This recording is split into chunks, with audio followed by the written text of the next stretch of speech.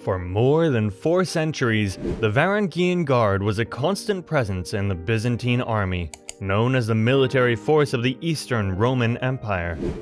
It was famous for its members' stature and bloodthirsty conduct in battle, where they used their fearsome double-bladed battle axes to devastating effect. Apart from being an elite unit within the army, they also served as personal bodyguards to the Byzantine emperors of the time. Typically, you might assume that the Varangian Guard consisted of Romans, as it represented the soldiers of the Eastern Roman Empire.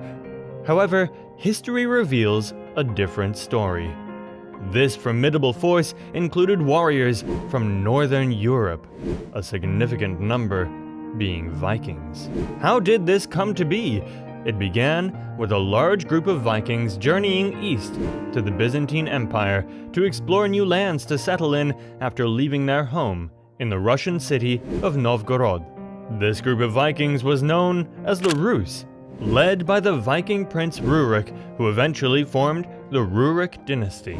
When the Rus first arrived at the borders of the Byzantine Empire, they did what Vikings are known for: raiding and trading, often recklessly indulging in the former. As they raided, they took notice of the abundant wealth in Constantinople, the capital of the Byzantine Empire. The city's markets were flooded with commodities such as silks, perfumes, precious stones, oil, timber, and cereals, as it served as the crossroads for the merchants of Europe, Africa, and Asia. State monopolies on some of these goods and taxation policies ensured a steady and substantial income for the city's coffers. By 860 CE, the Rus had grown significantly in size and confidence, enough to lay siege to Constantinople. Like a locust swarm, they brutally devastated the countryside and left churches in smoldering ruins. Roman depictions of these attackers portrayed terrifying men wearing helmets with inhuman eyes, unleashing havoc everywhere they went. However, because Constantinople was quite fortified and their armies had a devastating combustible liquid known as Greek fire, a victory was outrightly impossible for the Rus. Instead of sending armies to pursue the Rus and confront them directly, the Byzantine emperor opted for a different strategy to prevent further attacks. They likely believed a punitive expedition could escalate into full-scale war, jeopardizing the vital trade routes flowing through Constantinople and the empire's massive earnings from these trades. The approach was to send Byzantine missionaries, who were well known for their diplomacy.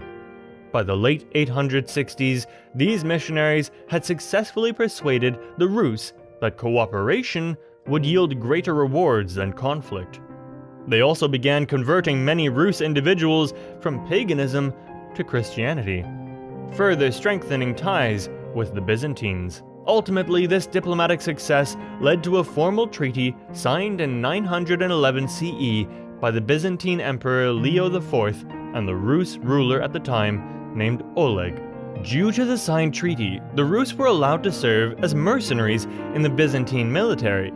This arrangement offered them prestige and loot, while the Byzantine Empire gained a valuable source of fierce warriors to bolster their ranks during wars.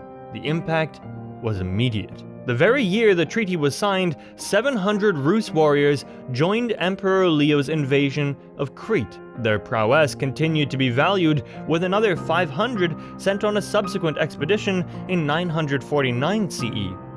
Around this time, the Rus men involved in these escapades came to be known as the Varangians, a term many claimed meant sworn companion or confederate. This aligned with their role as foreign warriors who entered into service with the rulers of the Byzantine Empire. In the initial decades after the Rus became mercenaries for the Byzantine army, their numbers were limited to just a few hundred, and they played a narrow military role. However, this changed during the reign of Basil II, who ruled from 976 to 1025 CE. Upon ascending to power, Basil II faced a significant setback when a large portion of his army was decimated during a military campaign against Bulgarian forces commanded by the astute strategist Samuel of Bulgaria. This defeat ignited ambitions among two powerful aristocrats, Bardas Skleros and Bardas Phokas, who sought to reclaim their influence and challenge Basil's rule. By 987 CE, Bardasclerus had declared himself emperor and seized control of substantial territories within the empire. Stripped of his military strength and facing imminent threats from his rivals, Basil II had no choice but to seek assistance from Vladimir I of Kiev, the king of the Rus.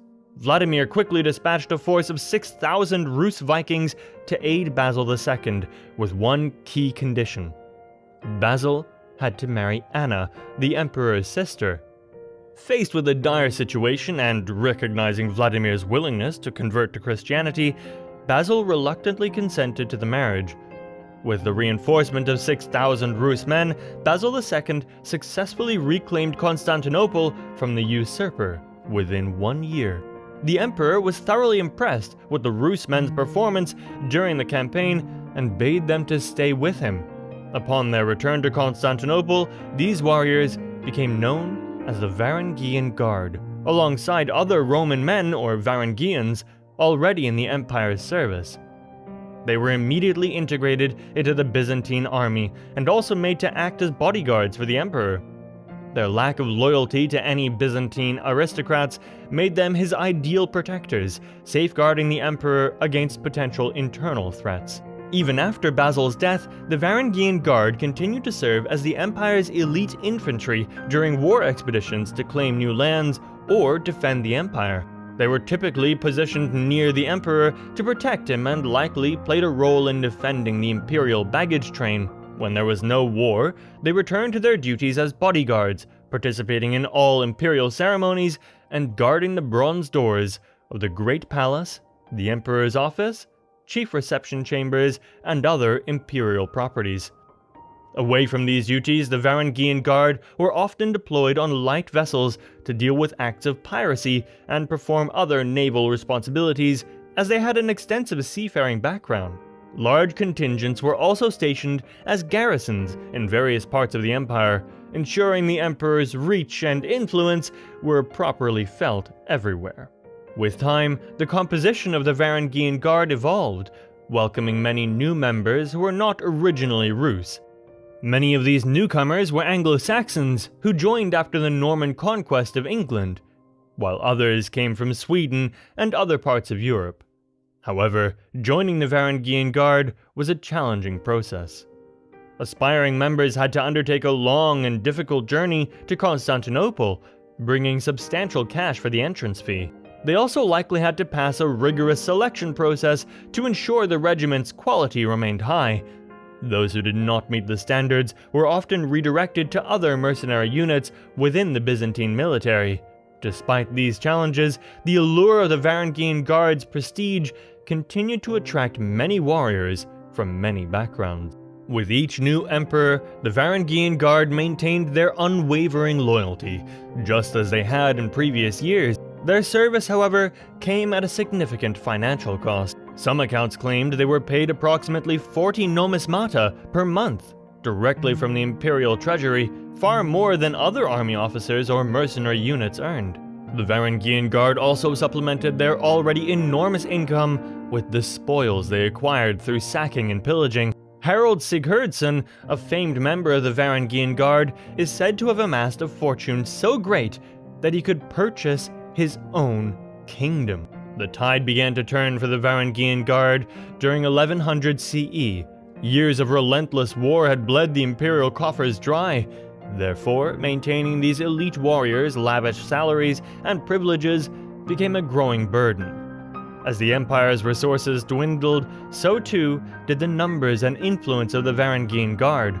Additionally, the very nature of warfare was evolving. The enemies the Byzantine Empire was now facing were more organized, technologically sophisticated, agile, and adaptable.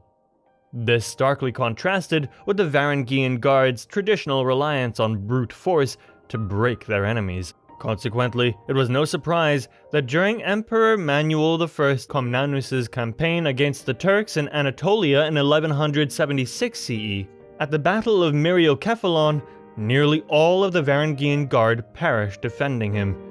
Over the next decades, the Guard attempted to recruit new members, but they faced another devastating blow in 1204 CE when Constantinople was sacked during the Fourth Crusade.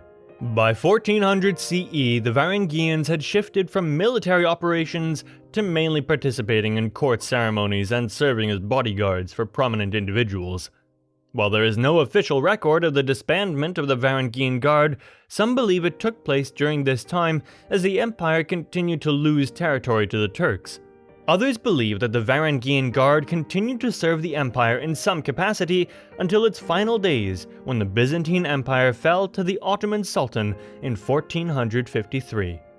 Whichever the case, the last recorded reference to these mercenaries in historical texts dates back to the reign of Manuel II Palaeologus in 1404 CE.